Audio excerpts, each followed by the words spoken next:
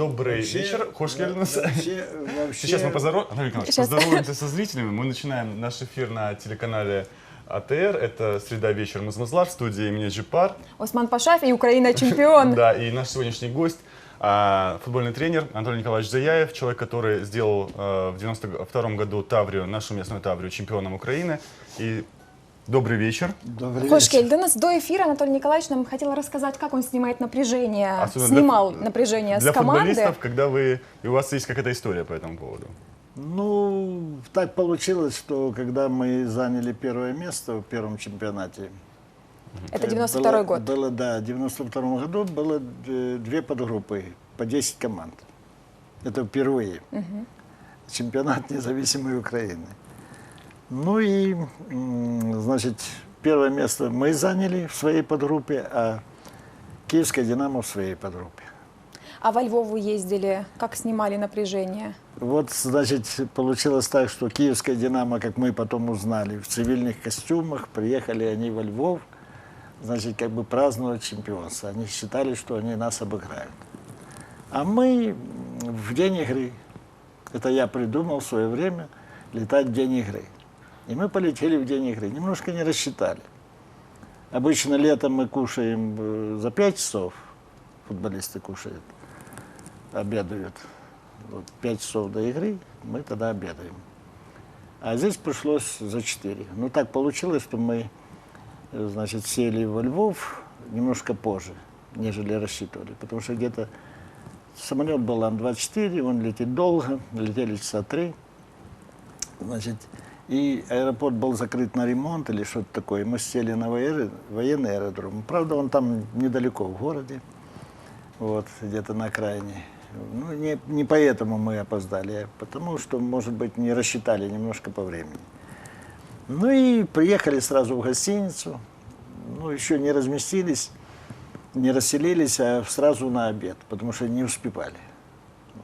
И где-то в час пообедали, и у нас, получается, как бы осталось где-то, ну и спать желательно где-то немножко.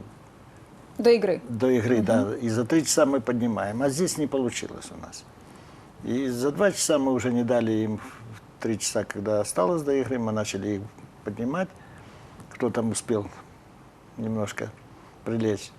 И в 2 часа, через 2 часа, за 2 часа до игры установка на игру. Вот собрали мы. Но я смотрю, они в напряжении таком.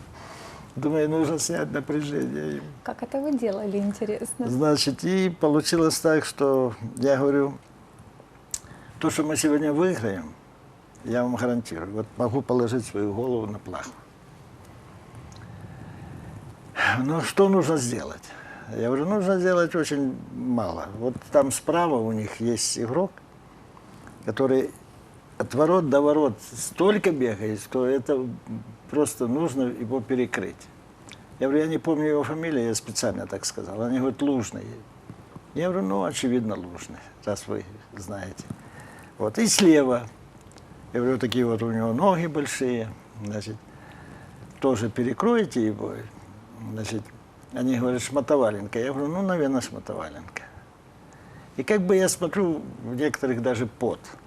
Вот, знаете, когда напряжение человек, и вдруг я как бы их уже убеждаю о том, что они обязательно выиграют, о том, что нужно сделать. А остальное, я говорю, там у них ничего страшного нет, мы обыграем их.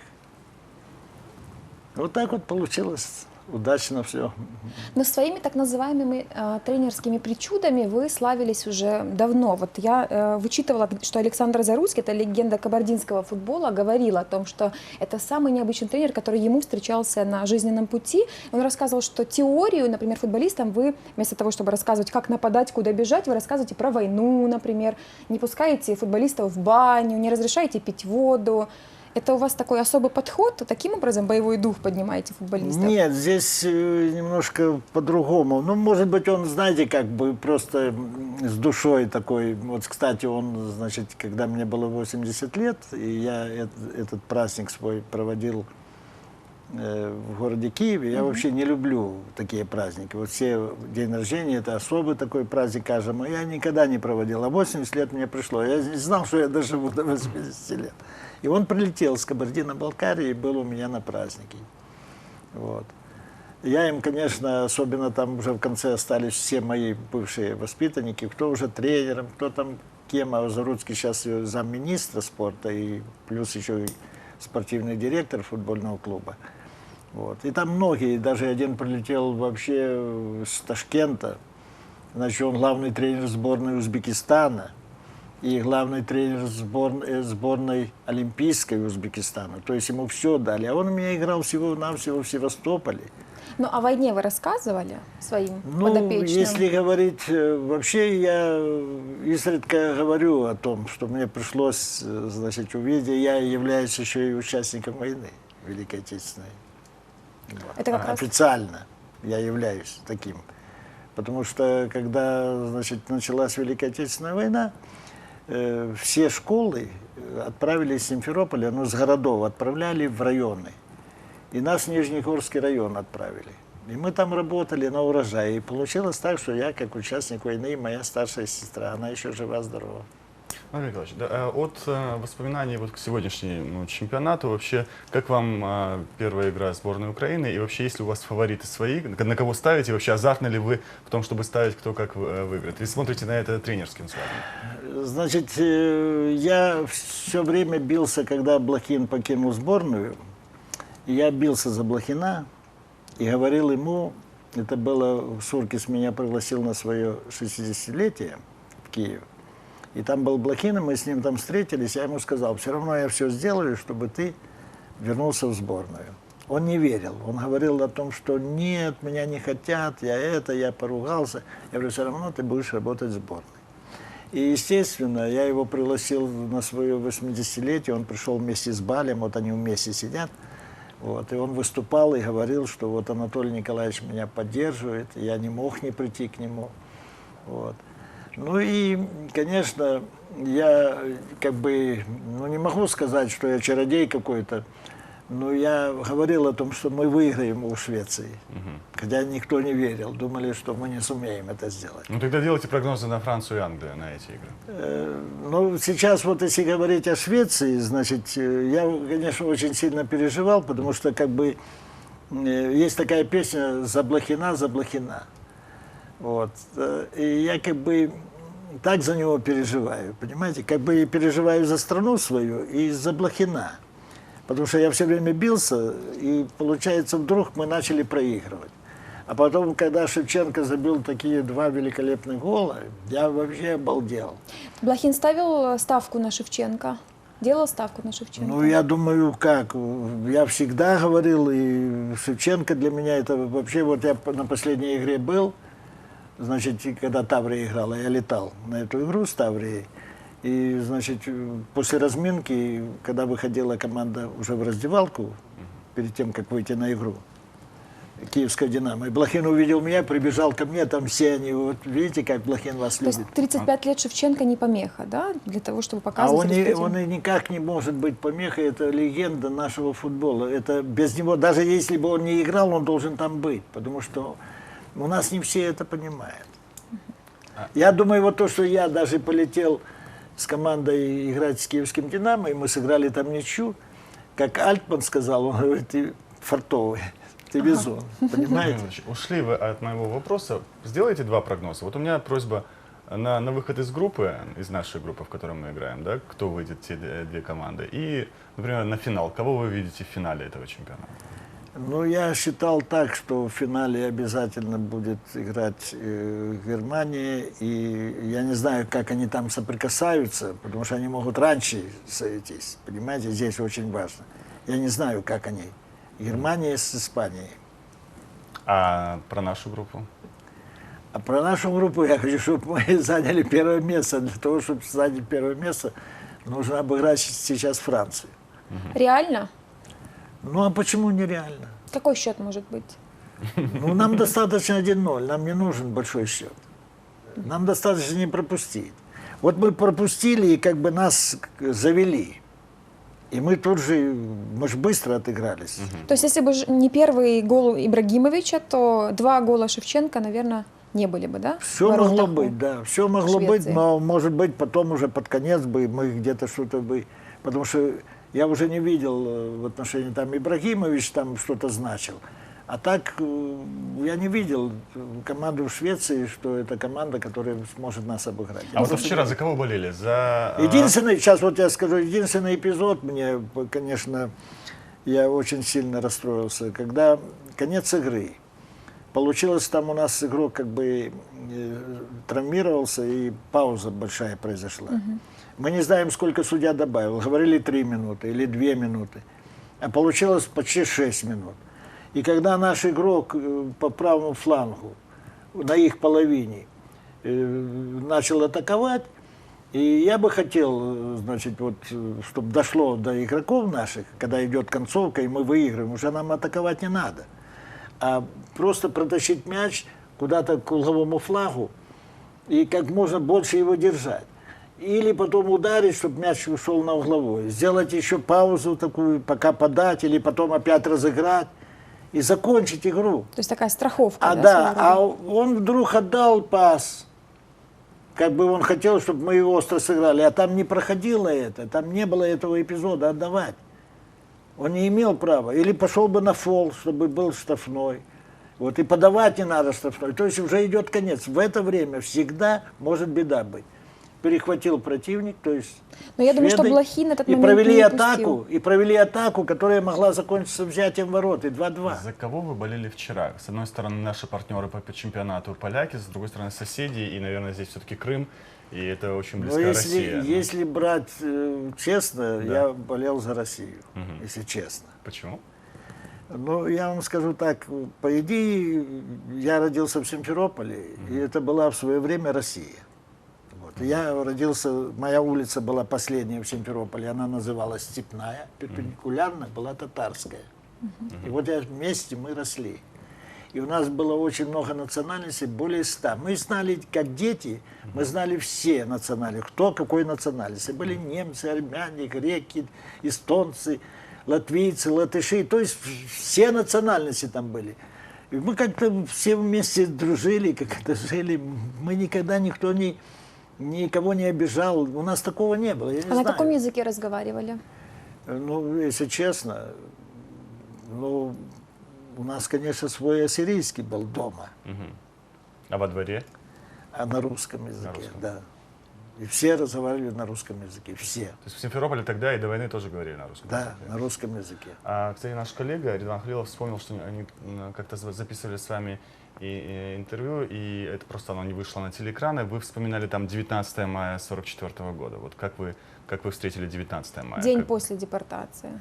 Ну, во-первых, у нас слово депортация для меня, значит, это день рождения моей жены, она 18 мая родилась, и день рождения моей старшей сестры, она тоже 18 мая родилась. А вообще, когда утром я встал, я вспоминаю, значит, и вышел на улицу, я смотрю, пустая улица, вообще никого Это нет. вам 13 лет в тот момент? Да, 31 год. Вообще рождения. никого нет. Я думаю, а где люди? Мы же ничего не знали. Где? И даже ассирийцев выселили. Их выселили не в Узбекистан, а выселили их на Дальний Восток. Но вашу семью это не коснулось? Нет, у них фамилия была Хачатуровой. Они подумали, что они армяне. И их как армян выселили, потому что и армян выселяли. То есть никого не осталось, всех выселили. А как выселяли, вы помните? Ну, если говорить о том, что это было какое-то предупреждение, я думаю, что нет. Ну вот моего отца в 1938 году расстреляли как? Мама рассказывала. Мы спали, как дети. Вот пришли ночью, забрали и расстреляли. Тут же расстреляли, в этот же день. Потом мы узнали, извинились перед нами. Это в 1938 году было. Мама осталась одна, куча детей. Но тогда все-таки, если говорить о Симферополе, то сюда свозили на железнодорожный вокзал людей, и депортация происходила в том числе с вокзала. Наверное, это же не просто ночью произошло, да? Какой-то процесс шел. Это в городе ощущалось, наверное, в тот Значит, момент. вывезли всех. Вообще у нас получилось очень много людей, которые каким-то образом способствовали немцам. Значит, это ж не только татары. Я знаю, татары были и герои, и были авторитеты какие-то, то есть которых уважали. Ну а вообще, вы представляете, что такое для меня татары? И вот был рынок, парк Тренева. Это был рынок там, вы знаете об этом? Да, я знаю об этом. И вот ты подошел, значит, и тебе тут же вот сделают чебуреки, такие нормальные. Вот я песни, я вспоминаю, такие были заведения типа баров, вот, где играли, значит, мелодию татарскую, которую я очень люблю. Я просто, ну, может быть, я сириец по национальности, и как бы оно мне ближе. Вот, но я-то родился в Симферополе, и для меня это было, я даже песни знаю татарские. Вот, и было красиво. А потом у нас же был ипподром, вот где парк Шевченко, мы там жили, я родился там. И если идти через парк Шевченко вдоль парка, всего в длину, значит, там был ипподром вот дальше. И всегда татары продавали чебуреки, мастик и так далее. Это было интересно. И когда вы в первый раз столкнулись уже после депортации с крымскими татарами? Вот, Ну, если говорить после депортации, я вам честно скажу, когда я работал главным тренером Таврии, я взял директором базы Таврия в совхозе Чкалова, значит, татарина. Он у меня был, он, по-моему, до сих пор живет чистенький. Он потом работал преподавателем, по-моему, в институте. Он, я не знаю, как, когда он попал в Новороссийск, он в Новороссийске работал, мне позвонили и говорят, что очень хороший парень, и я его взял директором базы. Он у меня там Проблем работал. не было у вас? Нет, никакие, какие проблемы, золотые люди. Да я сегодня, значит, разговаривал очень долго с Ильдаром Асановым. Он, значит, серебряный призер чемпионата мира по борьбе. Он рассказал мне вчера, я никогда у него не спрашивал, я давно, это мой младший друг. Он рассказал мне, сколько раз он стал чемпионом. И, между прочим, это не секрет, значит, я его буду поддерживать, чтобы он стал директором спортивной школы. Вот. И он сегодня, уже завтра, он даст свое резюме. Значит, и я уже разговаривал с заместителем министра. То есть сейчас Блохину вы министр помогли, спорта. теперь будете Асанову помогать. Ну, я всем, я стараюсь, пока Владимир жив, Николаевич, я должен помогать. почему за столько лет, вот последние много лет, в Таврии нет ни одного игрока крымского татарина? Не способны к футболу или это что-то другое? Я считаю, что если татарин футболист, то это великий футболист. Это я знаю, это не понаслышке. У меня Талят Шейхаметов стал первым чемпионом. И потом после него, Независимой Украины. после него, по-моему, Сефир Алибаев стал чемпионом. И причем Шейхаметову, я вам честно скажу, значит, он так сильно сыграл, когда мы попали, стали чемпионами и играли в Лиге чемпионов. Первая игра Шелбор, Ирландия, Дублин. Значит, мы там сыграли 0-0, мы могли там выиграть, у нас был дохлый момент, мы не забили. А дома, благодаря Шейхаметову, мы выиграли игру. А сейчас? Он протащил мяч, заработал штрафной, мы подали, забили. И сам он забил. А сколько лет этих футболистов уже нет в Таврии? То есть больше 10, да, как бы их они уже не Ну, я играют? сейчас не могу сказать точно, когда они ушли. Я знаю, что затем, когда я работал, уже ушел я старый. Это было в 97 году. Я принял Николаев. И ко мне приехал Шейхаметов и играл у меня, и очень здорово играл. И мы опять стали чемпионами независимой Украины, но только мы стали чемпионами первой лиги и попали в высшую лигу. Возвращаясь к тому, почему сейчас нет, все-таки давайте откровенно говорить. Это ситуация, что среди крымских татар просто нет талантливых игроков, или это что-то другое? Я вам сказал, что если футболист татарин, то это великий футболист. А если девочки занимаются художественной гимнастикой, то это чемпионка мира. Просто никто, наверное, не создает никакие условия. Я бы сегодня, вот даю вам слово, если бы меня пригласил Меджлис, я бы им рассказал бы. Что... А расскажите нам, Меджлис услышит, наверное. Я вам скажу, что нужно обязательно создать особенно, создать несколько школ татарских. И пусть туда ходят и русские, и пусть ходят и армяне, и греки, и кто Вы угодно. говорите о спортивных школах? Или, ну, Футбольные школы. А Чисто футбольные, но Таврии только же есть серьезно. У Таврии есть своя Молодежная школа? сборная. У Таврии тоже. есть от толку. У Таврии вообще нет места, где тренироваться. У них нет ни одного поля для детей. Мгм. И вот я буквально, вот я насчет Анатолия Владимировича Могилева, то, что он стал, значит, президентом, почетным президентом футбольного клуба «Таврия», это очень огромное дело. И я на месте Меджлиса обратился к нему, и он поможет. Я вам честно скажу, я знаю, что, может быть, там татары обижаются, что, значит, где-то, может быть, они недопонимают его. Может быть. Я так, может быть, как-то, ну, какие-то слухи, точно подробности я не знаю, но я знаю, что я впервые, вот я прожил очень много лет, дай Бог, чтобы все прожили больше меня, я таких людей, как он, не видел.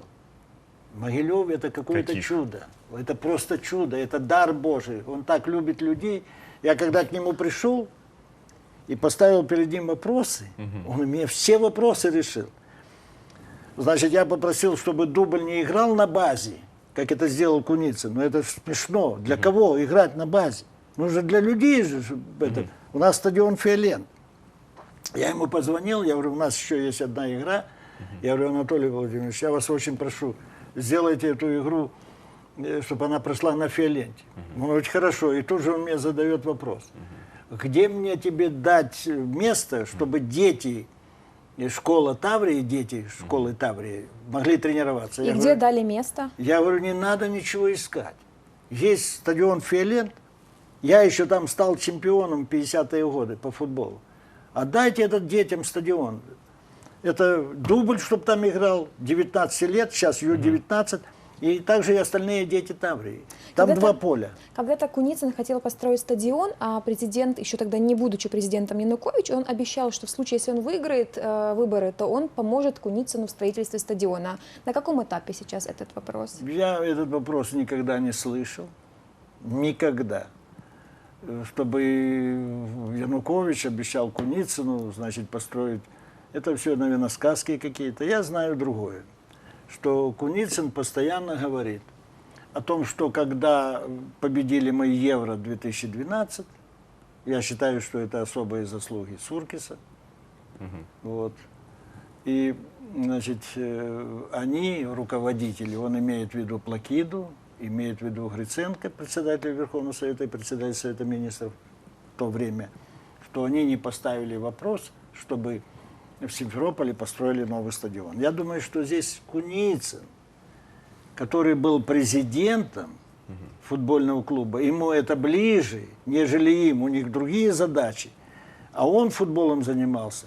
А Надо перед- было ему поставить эти вопросы. Так, а перед Могилевым, может быть, поставить просьбой, Нет, а здесь уже вопрос совсем по-другому. Я имею в виду о том, что вот мы, если бы я был бы в команде в то время, любую должность я занимал, я бы ставил бы вопрос и перед президентом, и перед кем угодно, чтобы в Крыму обязательно построили такой стадион, вот как построил Ахметов. Я просто рад за Рената Леонидовича. Анатолий Николаевич, а вот когда определяли города и места проведения чемпионата в Украине, не обидно было, что Крым даже не рассматривался? Если Одесса и Днепропетровск хотя бы были среди городов, Списке. которые рассматривались, мы понимаем, что выбирали города какие-то по крупности, по миллионности, но Крым — это отдельный регион. Да? Вот даже, По-моему, даже в издании «Le Monde» я сегодня говорили, прилетел что- из Киева, я смотрю, какое количество людей, конечно, в Киеве, но я посмотрю, тем же болельщикам в Крыму было бы, наверное, интереснее. Вот, Причем, что самое интересное, очень многие болельщики приезжают в промежутках между матчами именно сюда, в Крым. вот почему это не рассматривалось вообще? Я Даже вам не поэтому- было в планах посмотреть на я себя. вам это, я же уже говорю, что здесь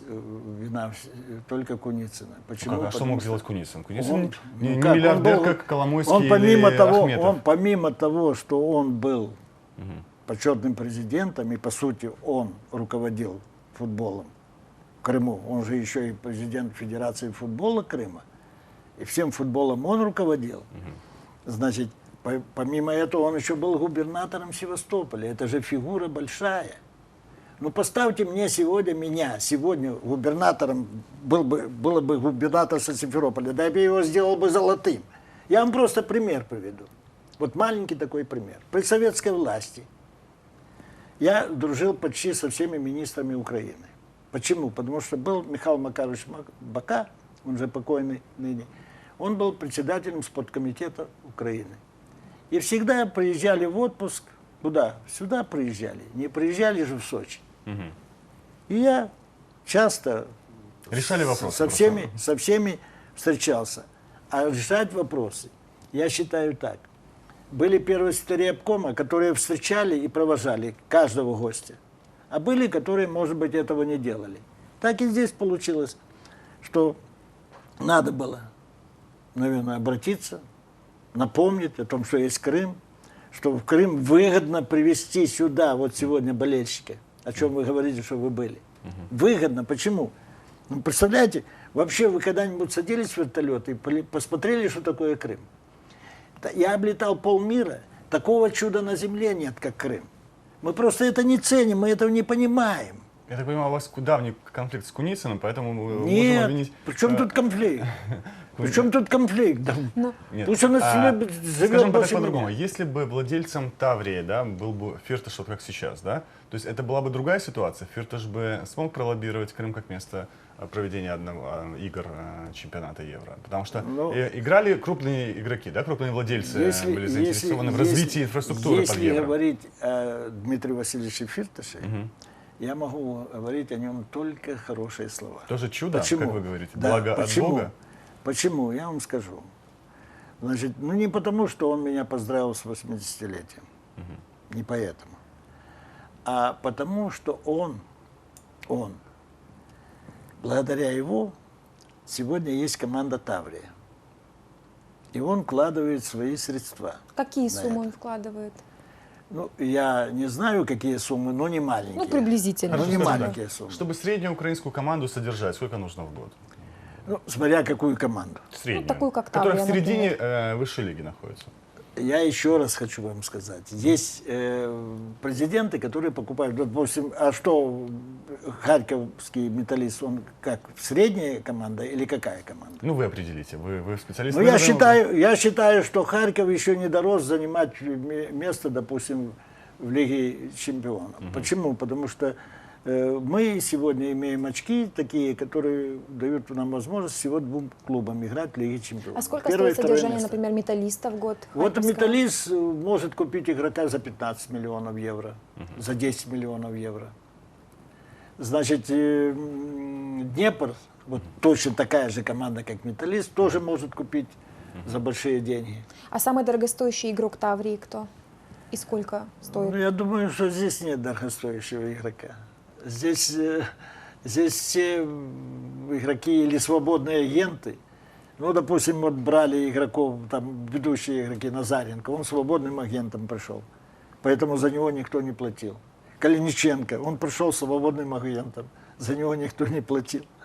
Понимаете? То есть Давайте покупок ряд не было в других истории игроков. У нас сейчас Таврии? обидятся наши телезрители, которым мы постоянно говорим, задавайте свои вопросы в Фейсбуке, а потом мы не успеваем их задать. Таврия когда-нибудь, где-нибудь станет чемпионом? И вопрос это от Ленора Дюльбер, который задает вопросы к каждому эфиру, и от Муслима Умеругла. Собираетесь ли вы вернуться в Таврию в качестве тренера? Я об этом говорил недавно, еще пока не вышла эта статья, значит, на какой-то сайт. Обычно я, допустим, даю интервью на сайт, потом прошу, чтобы они прислали моему редактору, мы ее доделываем, и потом посылаем им и в свою газету «Таврия Спорт». Это наша газета.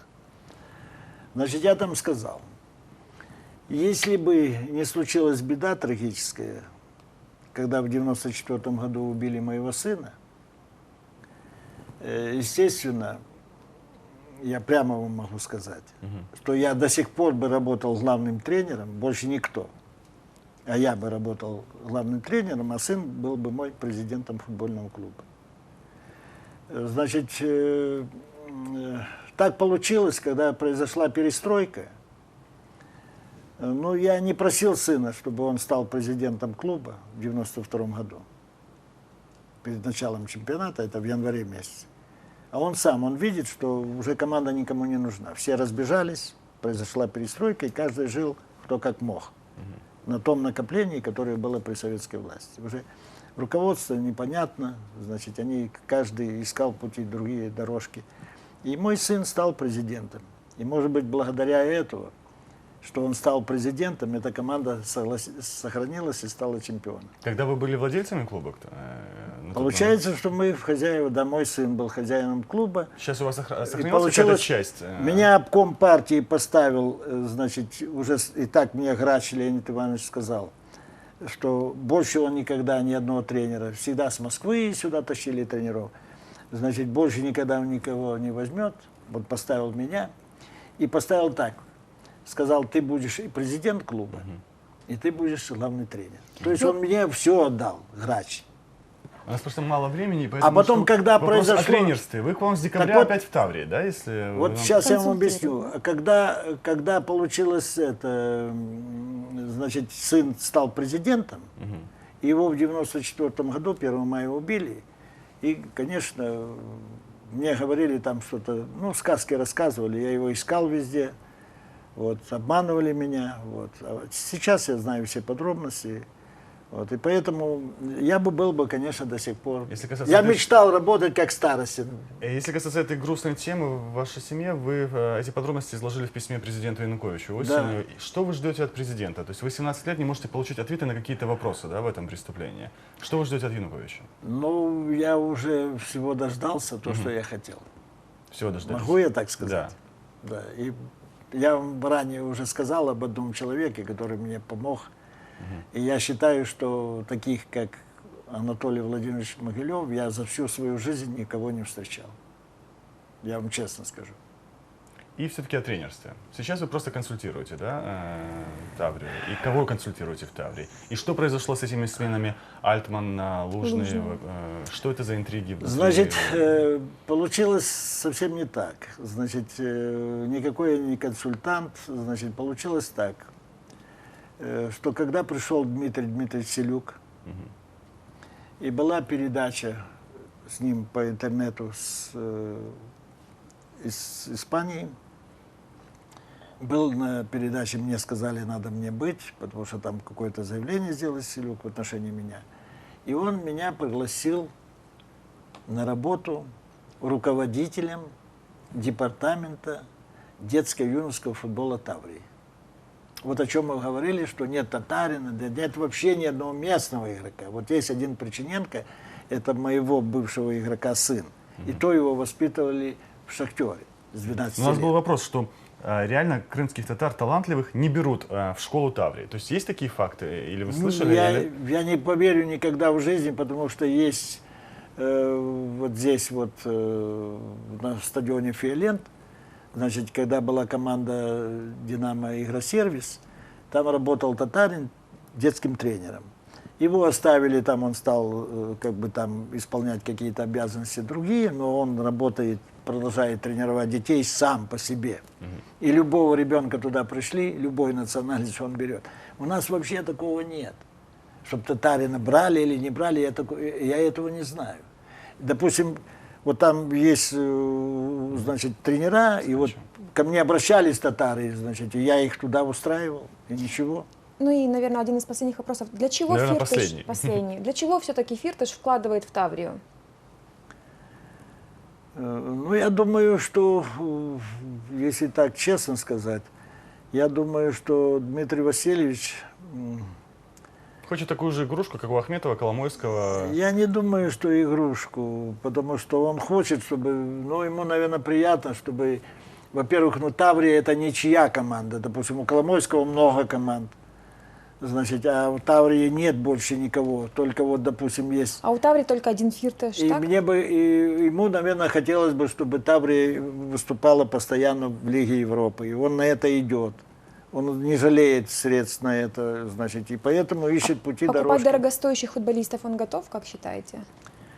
Я думаю, сейчас, когда они взяли, значит, ну, получилось, что Альтман как бы не подошел больше к Куницыну, насколько я знаю.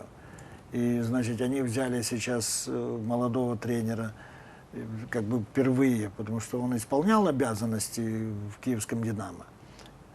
а сейчас они его взяли на должность главного тренера. Давайте завершая, просто скажите, вот сегодня за кого будете болеть? Сегодня 2 игры, вы спешите, уже эфир начался, и началась на параллельном канале трансляция ну, Матча. Дания-Португалия, да, вот и Ну дальше. вот меня Дания удивила, и я бы хотел, пусть бы она удивляла и дальше. Мгм. Потому что все ставили на Голландию, а они взяли их и обыграли. Это было очень приятно. Это был Анатолий Николаевич Цаяев, Который болеет за Данию, который считает, что Могилев это истинное чудо, Могилев дар Божий. дар Божий. Вот, и который считает, что никакого национализма в Таврии нету, и в детской Таврии. Просто крымские татары, когда футболисты от Бога, а, видимо, от Бога нет. От Бога пока только Могилев и Фирташ.